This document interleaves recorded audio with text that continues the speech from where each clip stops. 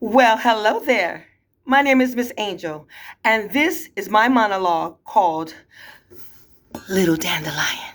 Well, you might be wondering, Little Dandelion, what kind of monologue is this? Well, this is a monologue that talks about what it means to follow your dreams and push through the thick and the thin, the ups and the downs. Make the rounds, go the extra mile, go the distance. Be like the Brooklyn Bridge. You have to go all the way out to the end, and you have to be 6 times stronger than you ever had to be. That's what it means to be the little dandelion. So, just a little bit of a story about dandelions. You know that dandelions are one of the toughest, most amazing plants the earth makes? Well, they tend to prop up in places where many say they don't belong, like in people's yards, the backyard particularly. And what happens when they prop up in places where people feel like dandelions don't belong? Well, here comes the mower. Vroom. Here comes the weed killer. Vroom. They start pulling them up by the roots as much as they can. But the one thing about dandelions is that they know how to survive and thrive regardless of the mower, the weed killer, and you pulling them up from the root. Because number one, dandelions have some of the deepest roots. They go deeper than almost any plant that goes into the earth. So you might pull them up a little bit, but guess what? They have more roots that go further down than you can imagine. That's one. And also, dandelions, they know how to push through, even past cement. They somehow find the opening. They find a way. Are you getting my drift? Somehow they find a way. Life is like that. Even in the kingdom of plants, even in the kingdom of animals, you have to push through. You got to be like a dandelion. Like, for instance, one time I was broke. I had no money, right? So I said, let me go and find some way to make some money.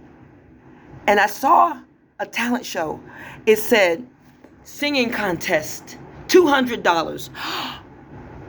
I'm going to go and do that contest. And this was in Miami, South Beach, Miami. And I said, well, I'm going to go across there and I'm going to win this contest. Have no idea what I was getting myself into. But just like a dandelion, I propped myself up into a place where, hey, maybe some people felt I did not belong. So I got a friend to drop me over to the beach because I had no money, like I said, and I was really, really broke. And I was, really, really struggling. And I just needed a couple coins in my bag. Like they say, honey, girl had to get her coins. So to go get my coins, I had to get a ride over to South Beach to this club called Paradigm. And so I went over and I got there around 7:30 p.m. at night because I'm thinking, I'm sure the show probably maybe starts at 9. I'll get there early to sign up.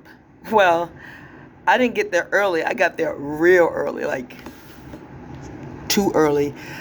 I got to the bar and I went and asked the guy, I said, excuse me, hi. I heard there's going to be a singing contest tonight here at this club. And he said, tonight? I said, yeah. He said, hold on, let me check for you. I said, okay.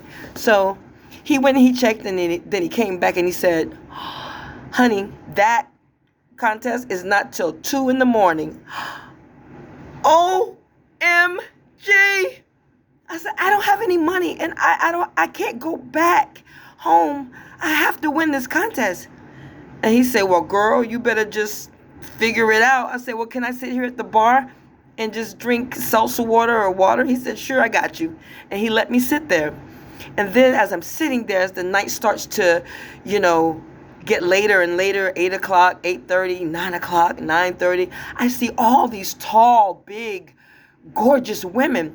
And I was thinking to myself, wow, these are some really big women. I mean, I'm a big girl, but these are tall, thin, strong-looking girls.